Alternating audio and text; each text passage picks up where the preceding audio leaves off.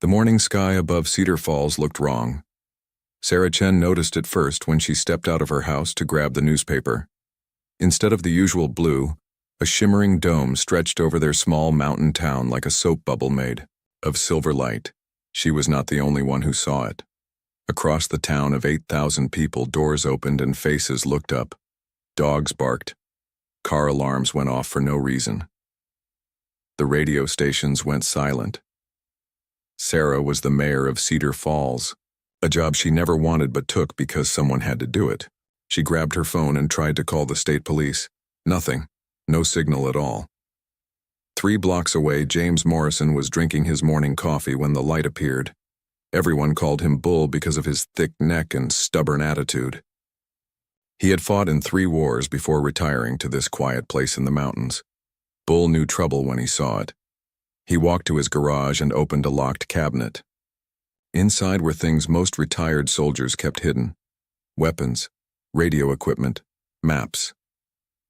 He had hoped never to use them again. Dr. Elena Vasquez was at the hospital when the first patients started arriving. People were scared and confused. Some had headaches. Others felt sick to their stomachs. The hospital's equipment was acting strange too. Computers crashed. Medical devices showed random numbers.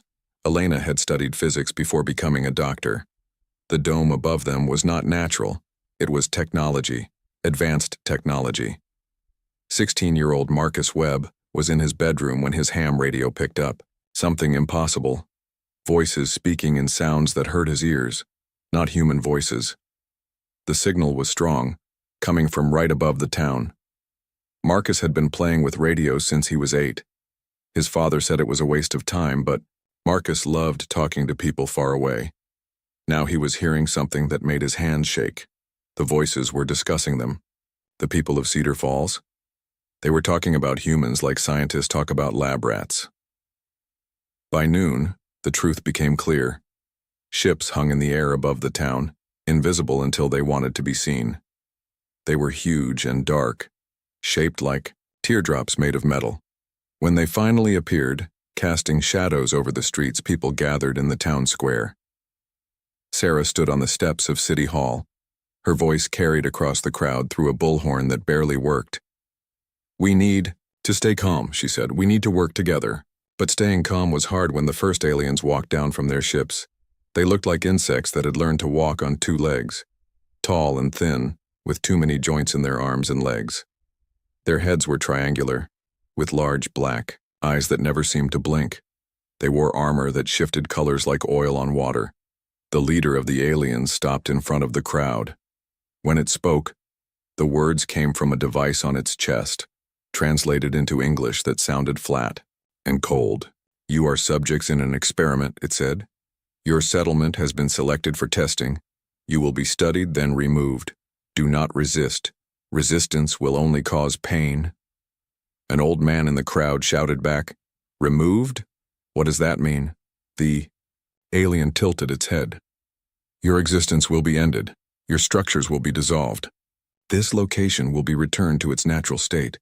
The test requires complete data collection before termination." The crowd began to panic then. Some people ran. Others cried. A few angry voices called for a fight, but Sarah stepped forward. "How long do we have?" she asked. "The study will take 7 days. Termination will occur at the conclusion." Sarah nodded slowly. 7 days. She looked back at her neighbors, her friends, her community. These aliens thought they were just test subjects. They were wrong. "Bull," she called out.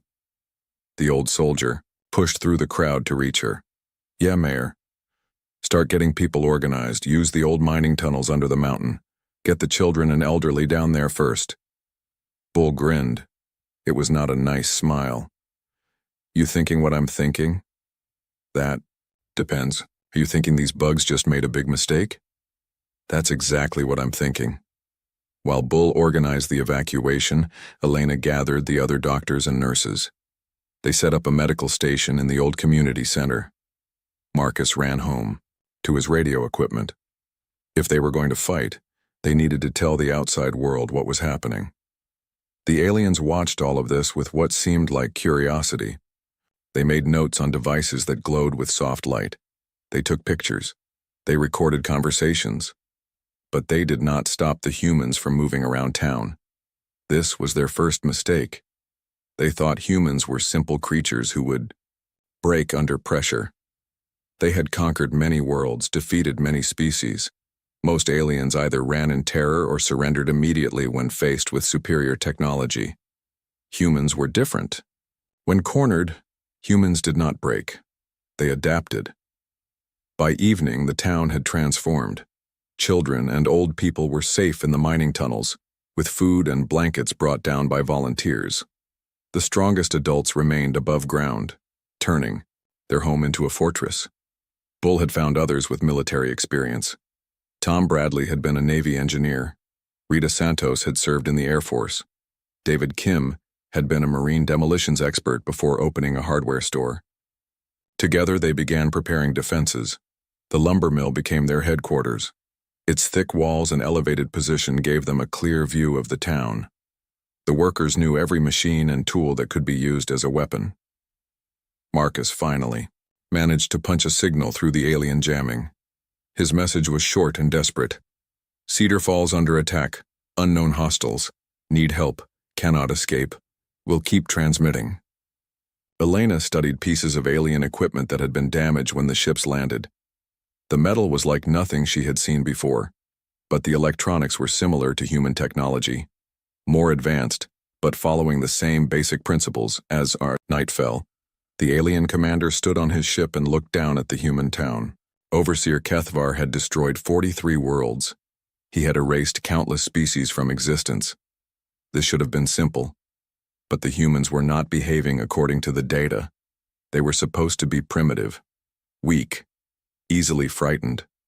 Instead, they were digging in like warriors preparing for a siege. Kethvar activated his communication device. "Command, this is Overseer Kethvar. The test subjects are showing unexpected behavior patterns. They appear to be organizing resistance." The reply came quickly. "Noted, continue with the protocol. 7 days for study, then termination. Do not deviate from the plan." Kethvar looked down at the town again. Lights moved through the streets as humans carried supplies and equipment. They worked with purpose and coordination that his databases said was impossible for their species. Perhaps the databases were wrong. In the tunnels below, Sarah gathered the town council. Above them, they could hear the sounds of preparation, hammers and power tools, voices calling instructions. The sound of a community that refused to die quietly. "We have 7 days," Sarah said. 7 days to prove that humans are not as easy to erase as these aliens think. Bull checked his watch. 6 days and 23 hours now, Mayor. Better make them count. Sarah nodded. Outside, the alien ships hummed with power, their lights casting strange shadows over Cedar Falls. The countdown had begun. But the aliens had made one crucial error. They had given the humans time to prepare. And humans, when given time and motivation, could accomplish impossible things. The experiment was about to begin. The results would surprise everyone. The aliens came at dawn on the second day. Marcus heard them first. His radio equipment picked up their communication signals as they moved through the forest around town. He ran to find Bull, who was checking the defenses they had built during the night. "They're coming from 3 directions," Marcus said, breathing hard. "Maybe 50 of them total." Bull nodded and picked up his radio. "All teams, this is Bull. Companies coming to visit, remember what we practiced." The human defenders had spent the night turning their town into a maze of traps and obstacles. They knew every street, every building, every hidden path.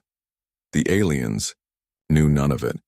The first group of aliens entered Main Street with confidence. Their sensors showed them where the humans were hiding, or so they thought. But when they reached the center of town, the street erupted around them. David Kim had buried explosives under the asphalt, connected to triggers hidden in store windows.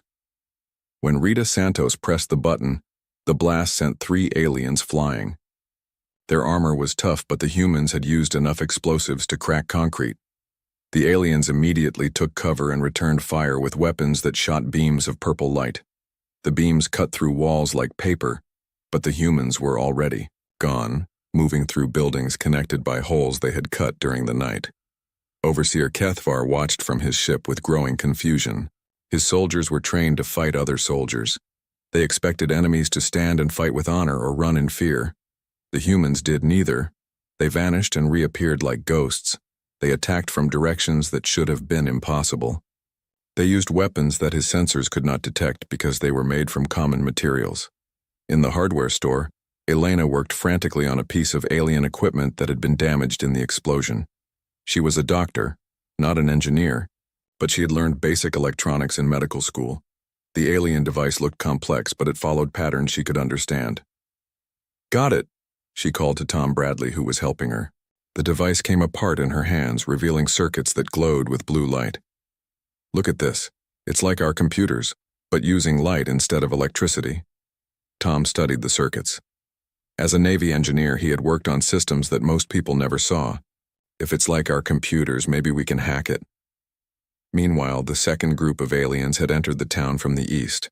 They moved carefully through the residential area, scanning each house for human life signs. What they found instead were empty buildings filled with surprises. Mrs. Patterson, who ran the local bakery, had spent the night filling her ovens with homemade explosives. When the aliens entered her shop, she triggered the blast from 2 blocks away. The explosion brought down half the building and sent alien soldiers scrambling for cover.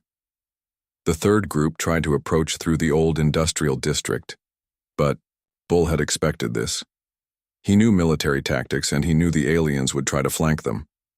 So he had prepared a special welcome. The lumber mill had been turned into a fortress, but it was also a factory full of dangerous machinery. When the aliens entered the main building, Bull activated every piece of equipment at once. Saw blades spun at deadly speeds. Conveyor belts carried loads of cut lumber like massive clubs. Hydraulic presses slammed shut with crushing force.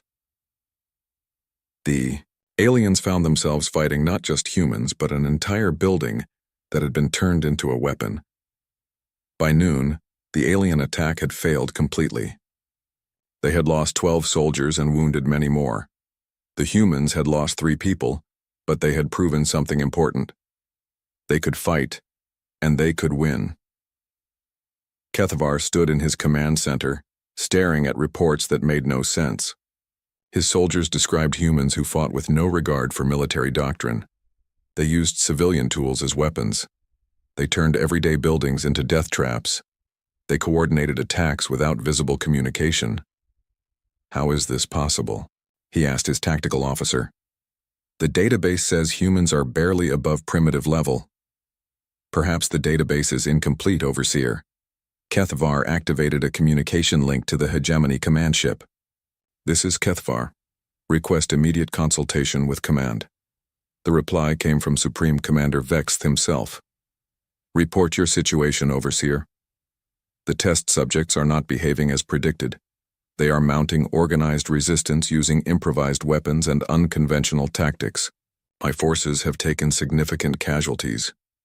There was a long pause. "You are saying that primitive humans are defeating hegemony soldiers?" "They are not fighting like primitives. They fight like nothing in our databases." Another pause. "Continue the experiment, study their methods. This data may be valuable for future conquests." The communication ended, leaving Kethvar alone with his doubts. He had conquered 43 worlds. He had never seen anything like this. Below in the town, the humans regrouped and planned their next move. They had won the first battle, but they all knew it was just the beginning. Sarah gathered the team leaders in the lumber mill's office. Bull cleaned his rifle while Elena worked on the alien device she had captured. Marcus monitored radio frequencies for any sign of alien communications. He could understand. "They'll be back," Bull said, "and they'll be ready for our tricks this time." "Then we need new tricks," Sarah replied. She looked around the room at faces that had changed since yesterday. These were not the same people who had lived quiet lives. In a small mountain town, they were becoming something else, something harder. "Elena, what did you learn from that alien gadget?" Elena held up a small component that pulsed with blue light. It's a communication device, but it's also more than that. It's connected to their main computer somehow. If we could figure out how to use it, we could listen to their plans. Marcus finished. His eyes were bright with excitement. Maybe even interfere with their communications. Tom studied the device. Give me a few hours with the electronics shop. I think I can rig something up. While Tom and Elena worked on the alien technology, Bull organized the defenses for the next attack. He knew it would come soon, and it would be worse than the first one. The aliens had underestimated them once. They would not make that mistake again. Rita Santos found Bull on the roof of the lumber mill, looking out over the town through binoculars. "What do you see?" "Trouble," Bull replied. "They're bringing in more ships, bigger ones." Rita followed his gaze to the sky, where new shapes were descending through the silver dome. These ships were different from the first ones. Larger, more heavily armed. "How many people you think are watching this?" she asked. "What do you mean?" "Out there beyond that dome. The whole world knows we're here now, thanks to Marcus. How many people are watching to see what humans do when we can't run away?" Bull lowered his binoculars and looked at her. "All of them, probably." "Then we better put on a good show." As the sun set on the second day, both sides prepared for a longer, harder fight. The aliens brought down heavy weapons and more soldiers. The humans dug deeper trenches and built stronger walls.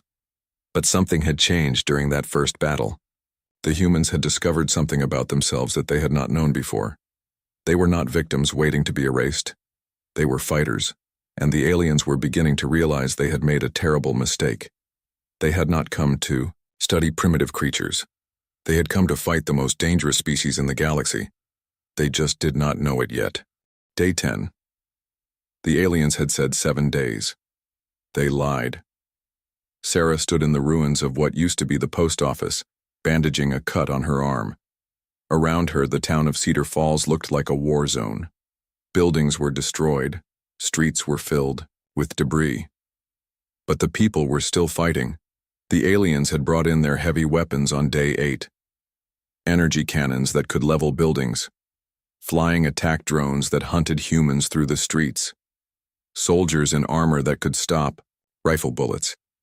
But the humans adapted. They always adapted.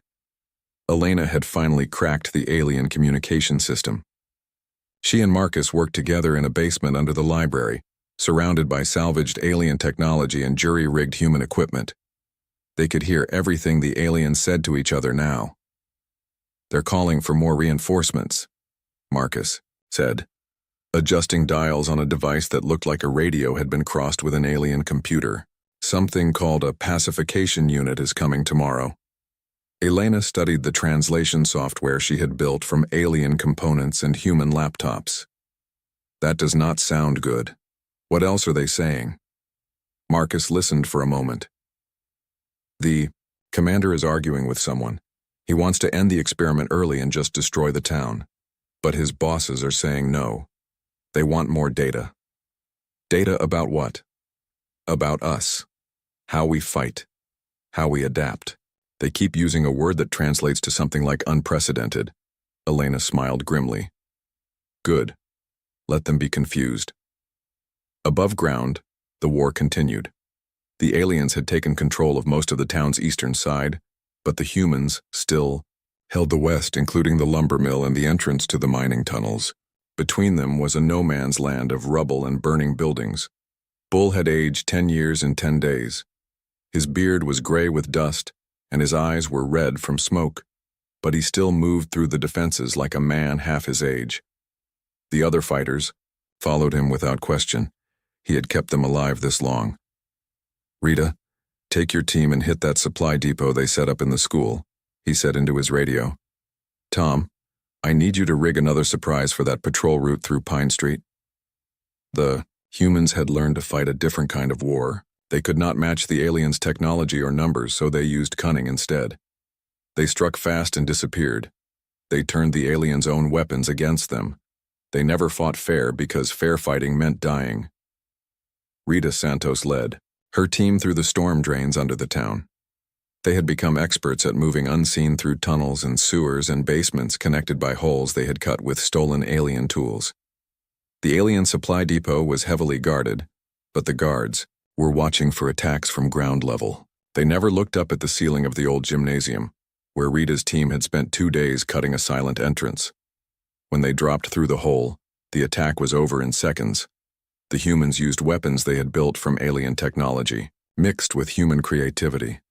Guns that fired bolts of energy stolen from alien power cells, grenades made from fertilizer and alien circuit boards.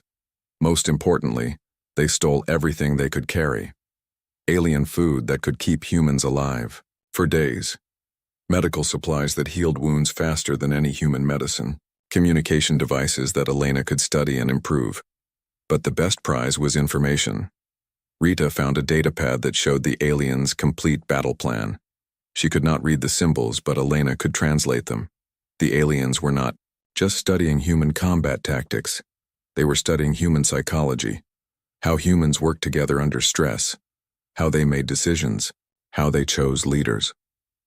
They were learning to fight all of humanity by studying the people of Cedar Falls.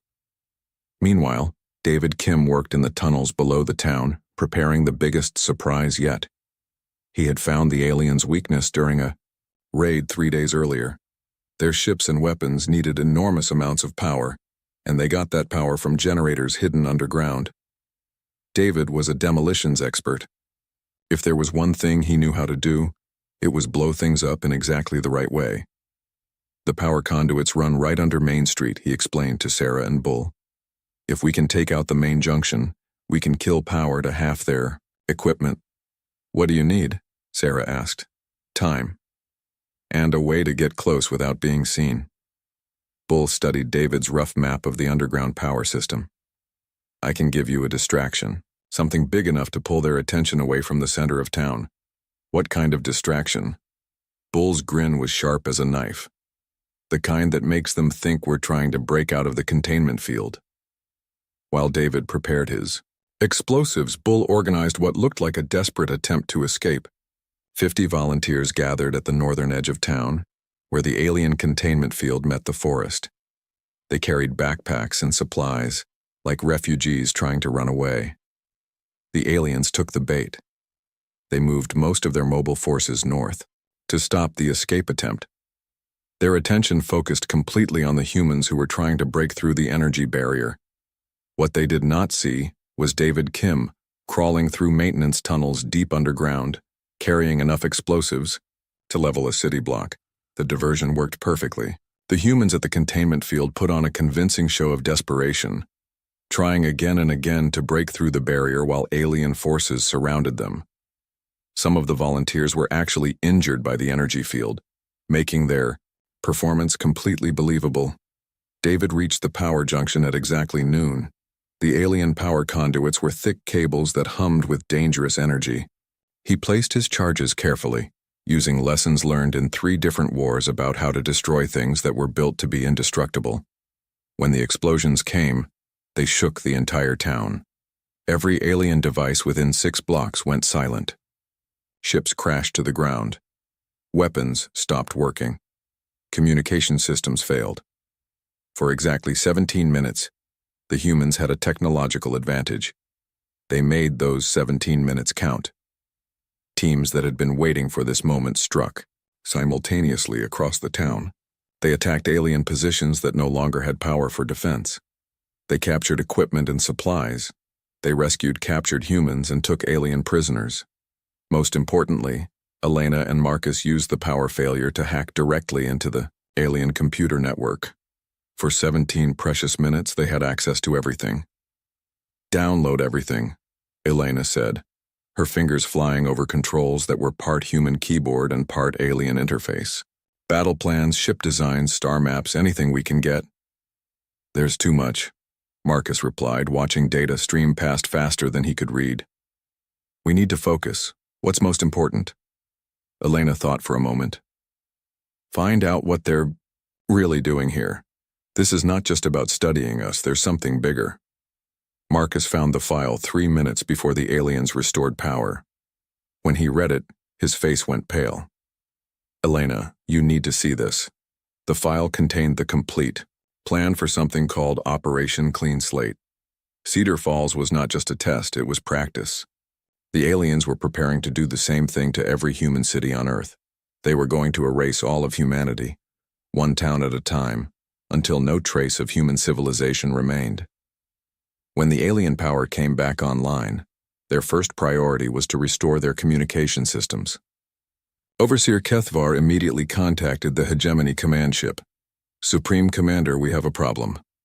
Report. The test subjects have somehow accessed our computer network. They may have obtained classified information about the operation. There was a long pause. That should be impossible. Humans do not have the technology to breach our security systems. Respectfully, Commander, humans seem to specialize in doing impossible things. Another pause, longer this time. Overseer Kethvar, you are to terminate the experiment immediately. Use whatever force necessary to eliminate all test subjects. No survivors, no traces, the operation must not be compromised. Kethvar looked down at the human town, where smoke rose from dozens of fires, but the defenders still fought with unbroken spirit. Understood, Commander. Beginning final assault now. In the tunnels below Cedar Falls, Sarah gathered her surviving people around Elena's computer setup. The stolen alien data scrolled across screens in English translation.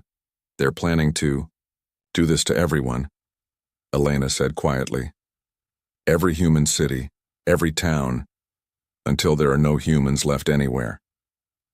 The room was silent for a long moment. Then Bull spoke up. Well then, he said, checking the ammunition in his rifle, I guess we better make sure they don't get the chance. Above them, alien ships moved into position for what their commander intended to be the final battle. But the humans of Cedar Falls had one more surprise waiting. They had learned the aliens' biggest secret, and they were going to make sure the rest of humanity learned it too. The countdown to humanity's extinction had begun, and only the people of Cedar Falls knew it.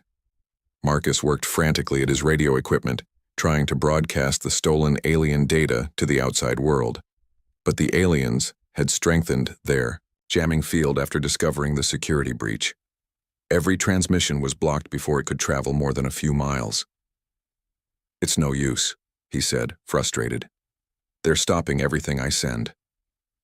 Elena looked up from the alien computer. She was studying. What if we do not try to send it through their jamming? What if we bring the jamming down first? How? The same way we brought down their power grid. We target their communication satellites. Bull joined them in the basement command center they had set up under the library. His uniform was torn and bloody, but his eyes were sharp. The aliens just moved their biggest ships into attack position. We got maybe 2 hours before they hit us with everything they have. Sarah felt the weight of impossible choices. Outside the containment field, the rest of humanity went about their normal lives, not knowing that alien fleets were already moving toward Earth's major cities. Inside the field, fewer than 2,000 people were all that stood between the human race and total extinction. We have to get the information out, she said, whatever it costs. Elena had been studying the alien technology for 2 weeks now. She understood how their systems worked better than anyone else alive. I can build a transmission device powerful enough to punch through their jamming, but it will require all of our remaining power sources. What kind of power sources? Bull asked. Every alien power cell we have captured, every generator in town, and... She paused, looking uncomfortable. The reactor core from their main command ship. Bull stared at her. You want us to attack their command ship? The big one that has been sitting up there for 2 weeks? It's the only way. Their command ship has the most powerful reactor in their fleet. If we can overload it and channel that energy into a transmission array, we can send one message, Marcus finished. One signal strong enough to reach every radio on Earth. Sarah understood what Elena was really saying. This is a suicide mission. Whoever goes after that reactor is not coming back. Maybe, Elena said. Or maybe we find a way to survive. We have gotten pretty good at doing impossible things. The plan they developed was desperate, but it was their only chance. 3 teams would attack simultaneously. Bull would lead a diversionary assault on the alien ground forces, drawing their attention away from the ships. Elena and Tom would infiltrate the command ship and sabotage the reactor. Marcus would stay in the basement with the transmission equipment ready to send their message the moment Elena gave him power. The rest of the survivors would evacuate to the deepest part of the mining tunnels, where they might survive the explosion that would probably level the entire town. As they prepared for what everyone knew was their final battle, the people of Cedar Falls said goodbye to each other in the way that soldiers do. Not with tears or long speeches, but with firm handshakes and quiet words of friendship. Rita Santos found Sarah in the ruins of City Hall, where the mayor was writing letters she hoped someone would find later. "You do not have to stay in town for this," Rita said. "You could go to the tunnels with the others." Sarah shook her head. "I am the mayor. If my town is going to die, I die with it. And if we somehow win?" Sarah smiled. "Then we rebuild, like we always do." The attack began at sunset. Bull led 30 volunteers in a frontal assault on the alien positions around the school. It was meant to be a diversion, but the humans fought like they actually believed they could win. Maybe they did believe it. After 2 weeks of impossible victories, maybe they had forgotten that they were supposed to lose. The aliens responded, exactly as planned, moving most of their forces to counter the human attack. Their command ship, which had seemed invulnerable floating high above the town, was left with minimal guards. Elena and Tom approached the ship through the storm drainage system that ran under the entire town. The humans had spent weeks mapping every tunnel and sewer pipe. They knew pathways that the aliens had never found. The command ship's landing gear rested in the old football stadium. Getting inside required them to climb 50 feet of smooth metal while avoiding automated defense systems. But Elena had studied the ship's design and the stolen data files. She knew where the sensors were blind. They reached the ship's hull just as Bull's diversionary attack reached its peak.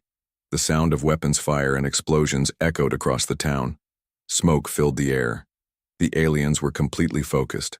On the battle below, Elena used a cutting tool built from alien technology to slice through the ship's outer armor. Inside, the corridors were empty, except for automated systems that had not been programmed to expect human intruders. "The reactor should be 3 levels down," Elena whispered as they moved through passages that hummed with alien power. Tom carried a backpack full of human explosives modified with alien components. If they could not sabotage the reactor safely, they would blow it up and hope the explosion was big enough to serve their purpose. They found the reactor chamber guarded by 2 alien soldiers. Elena and Tom waited in the shadows while the guards completed their patrol, then moved quickly past them. The reactor itself was a sphere of metal and crystal that pulsed with blue light. "It's beautiful," Tom whispered. "It's our only chance," Elena replied, connecting her jury-rigged equipment to the reactor's control systems. She had studied alien technology for weeks, but this was far more complex than anything she had seen before. The reactor controlled not just the ship's power, but its weapons, its shields, its communication systems. If she made a mistake, the explosion would kill them instantly, but if she succeeded, she could turn the entire ship into a giant radio transmitter. "How long do you need?" Tom asked, watching the corridor for guards. 10 minutes. Maybe 15. They had been working for 8 minutes when the alarm started. The alien guards had found the hole they cut in the ship's hull. Emergency lights flashed. Security doors began closing automatically. "Elena, we need to go, now." "Almost finished. Just a few more connections." Tom could hear alien soldiers running through the corridors, getting closer every second. He made a decision that probably saved both their lives. Instead of waiting, he activated the explosives in his backpack and threw them down the corridor, toward the approaching soldiers. The explosion blocked the corridor with debris, buying them precious time. But it also damaged the ship's internal systems. Lights flickered. The reactor's hum changed pitch. "Done," Elena shouted over the noise. "The reactor is overloading on a controlled cycle. We have maybe 3 minutes before it reaches critical levels." They ran through corridors that shook with increasing vibrations. Behind them, the reactor's blue light was getting brighter and more unstable. Ahead of them, more alien soldiers blocked their path to the exit. Tom had one explosive device left. He looked at Elena and smiled. "Tell my wife I went down fighting."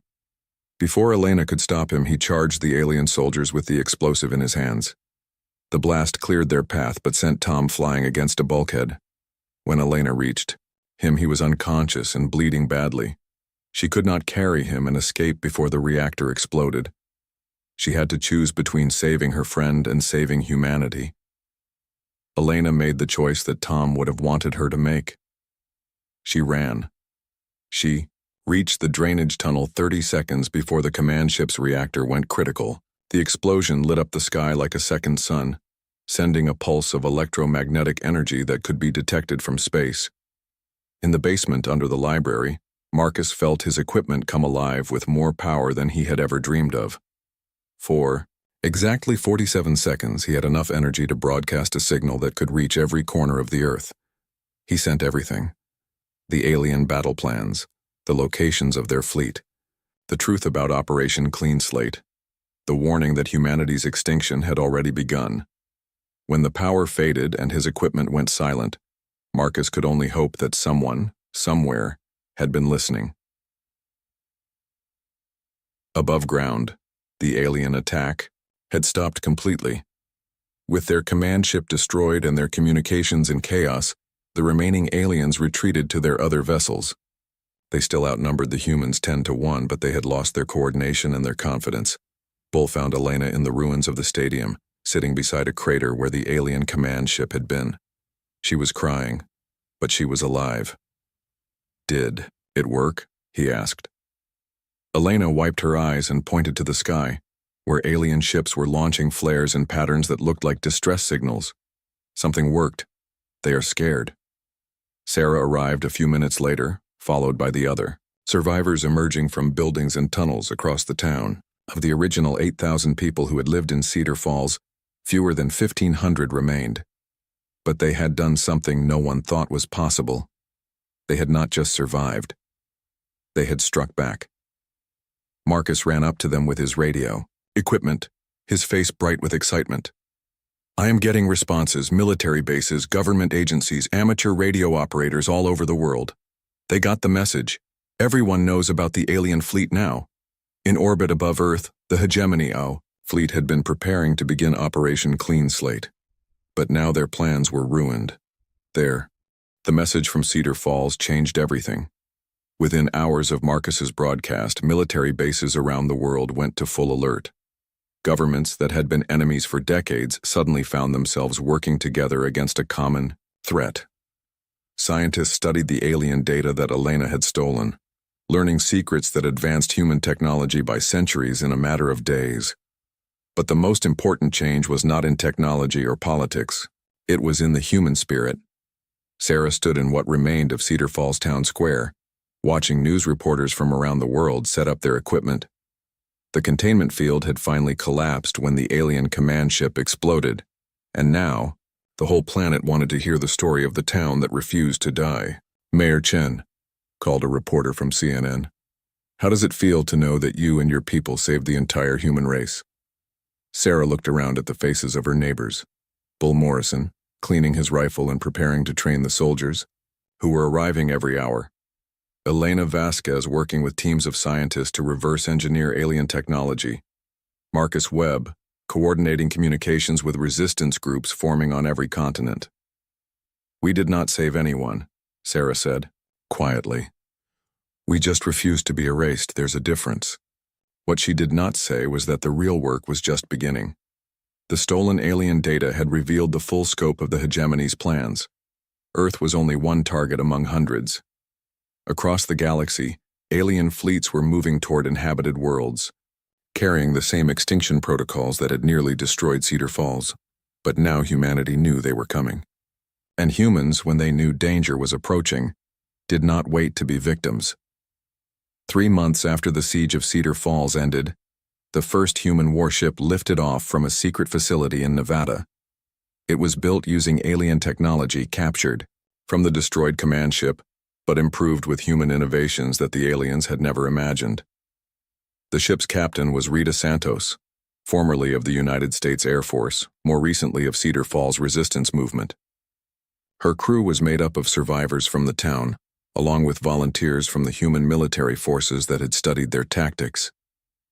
"This feels weird," Rita said as they broke through Earth's atmosphere. "6 months ago I was running a small repair shop. Now I'm commanding humanity's first starship." Bull Morrison, who served as her tactical officer, grinned from his station. "You get used to it. Fighting impossible odds, I mean. After a while it just becomes what you do." The ship's mission was both simple and terrifying. They were going to find other worlds that the hegemony was preparing to attack, and they were going to teach those worlds how to fight back. Elena had discovered something important in the alien data. The hegemony had conquered dozens of civilizations, but they had always faced the same types of resistance. Organized military forces that fought by conventional rules, species that either surrendered quickly or died fighting in predictable ways. They had never faced anything like humans. The first world they reached was called Kepler 442b by human astronomers. The aliens called it Target 7. The inhabitants were a peaceful species that had never developed weapons more advanced than simple projectile guns. According to the hegemony timeline, they had 3 weeks before the extinction fleet arrived.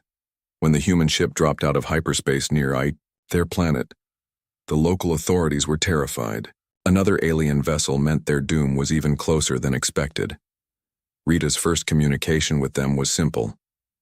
"We are humans from Earth. We know what the hegemony is planning. We are here to help you fight back." The response came back, in broken English translated through systems the aliens did not know the humans possessed. "Fight back? Against the hegemony? That is impossible." "No," Rita replied. "It is just very difficult. There is a difference." Over the next 2 weeks, human advisors worked around the clock to prepare the planet's defenses. They taught the locals how to turn their mining equipment into weapons, how to use their knowledge of their own world against invaders who had never set foot on the surface, how to coordinate resistance movements using technology that the aliens would not expect. Most importantly, they taught them the lesson that Cedar Falls had learned the hard way. When you cannot run and you cannot hide, you fight with everything you have. When the hegemony fleet arrived at Kepler 442b, they expected the usual quick conquest. Instead, they found a world that had been transformed into a fortress. Every city was a maze of traps and defensive positions. Every civilian was a potential soldier. Every tool and machine had been turned into a weapon. The invasion that should have taken 3 days lasted 3 months. When it was over, the hegemony had lost half their fleet and gained nothing but a dead world they could no longer use. More importantly, they had learned that the humans were not just defending Earth. They were spreading their methods of resistance across the galaxy. Supreme Commander Vexith stood in his command chamber, reviewing reports that filled him with dread. 7 invasion fleets had been destroyed or severely damaged by worlds that fought with human tactics. The conquest of the galaxy, which should have been complete within a year, had ground to a halt. "How is this possible?" he demanded of his tactical staff. "Humans are one species on one planet. How are they coordinating resistance across dozens of worlds? They appear to have developed faster-than-light communication technology," his chief analyst reported. "They are sharing information and tactics instantaneously across interstellar distances." What the analyst did not mention was that the human communication technology was based on improvements to captured hegemony equipment. The humans had not just learned to fight the aliens. They had learned to outthink them. Back on Earth, Marcus Webb sat in a communication center that had been built in the ruins of Cedar Falls. Around him, screens showed data from resistance movements on 50 different worlds. His job was to coordinate the defense of an entire galaxy, using lessons learned in one small mountain town. "Resistance group on Proxima Centauri B is requesting advice on tunnel warfare," reported one of his assistants. "They're facing a siege situation similar to what we experienced." "Send them Bull's defensive manual," Marcus replied, "and ask Elena if we have any updated information on hegemony siege tactics." Elena appeared on one of the screens, broadcasting from a laboratory aboard the newest human warship. She had become humanity's leading expert on alien technology, but she still wore the simple clothes of a small-town doctor. "The hegemony is adapting," she warned. Their new fleets are carrying weapons designed specifically to counter human tactics. We need to adapt faster than they do. What do you recommend? We stop playing defense. It is time to take the fight to them. The decision to go on the offensive was not made by any government or military authority. It was made by the survivors of Cedar Falls, the people who had learned that sometimes the only way to survive is to refuse to be victims. Sarah Chen, still mayor of a town that barely existed anymore, signed the order that authorized humanity's first strike against a hegemony stronghold. The target was a shipyard system where the aliens built their largest vessels. The attack force consisted of 12 human ships, each crewed by people who had learned to fight in the ruins of their hometown. They were outnumbered 1,000 to 1, facing weapons and defenses that no human had ever seen before. It should have been a suicide mission. Instead, it was the beginning of the end for the hegemony. The human ships did not attack like any military force the aliens had ever faced. They did not form battle lines or follow conventional tactics. They scattered and struck from a dozen directions at once, using the creativity and adaptability that had kept Cedar Falls alive for 2 weeks against impossible odds. When the battle was over, the hegemony shipyard was gone and humanity had captured enough alien technology to build 100 new warships. More importantly, word of the victory spread to every world in the galaxy. The humans had done the impossible again. They had not just survived the hegemony's attack, they had struck back. They had won. 1 year after the siege of Cedar Falls ended, Sarah Chen stood once again in the town square. But this time, she was not alone. Representatives from dozens of worlds had come to see the place where the galaxy's resistance had begun. We never intended to save the galaxy, she told them. We just wanted to save our town. But sometimes when you refuse to give up, you end up saving more than you expected. The memorial they unveiled that day was simple. A stone marker with the names of everyone who had died defending Cedar Falls. Below the names, a single line. They came to erase a town. They awakened a galaxy. Across the stars, the hegemony fleet was in full retreat. Their empire, built on the premise that resistance was futile, was crumbling as world after world learned to fight back using human methods. The species that had thought they could erase humanity with a simple field test had instead taught them how to erase tyranny itself. In the end, the hegemony's greatest mistake was not underestimating human military capability or technology. It was underestimating the human refusal to accept that anything was impossible. They had come to erase a town. Instead, they had unleashed the most dangerous force in the galaxy, humans who had something to fight for and the knowledge that they could win.